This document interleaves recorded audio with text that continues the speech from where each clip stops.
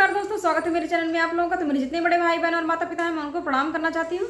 और मैं आप लोगों को एक बहुत ही प्यारा हवन गीत सुना रही हूँ। मेरा गाना अच्छा लगे तो वीडियो को लाइक शेयर सब्सक्राइब जरूर करें। धन्यवाद।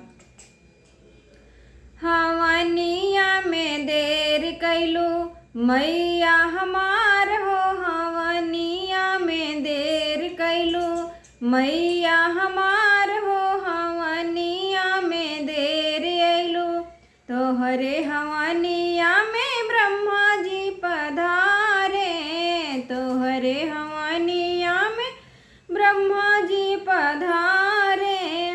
सरस्वती माता के, सरस्वती माता के होल जय जयकार हो, हवनिया में देर अयलू मैया हमार हो, हवनिया में देर कैलू मैया हमार हो, हवनिया में देर कैलू तोहरे हवनिया में विष्णु जी पधारे, तोहरे हवनिया में विष्णु जी पधारे।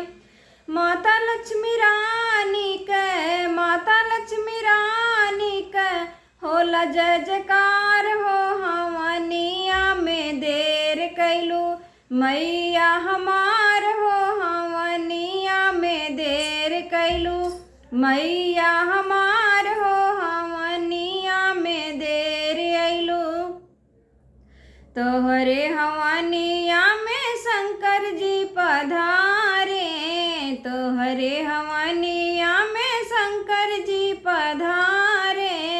माता गौरी रानी का, माता गौरी रानी का होला जय जयकार हो, हवनिया में देर अयलू मैया हमार हो, हवनिया में देर कैलू मैया हमार हो, हवनिया में देर कैलू तोहरे हवनिया में रामा जी पधारे, तोहरे हवनिया में रामा जी पधारे।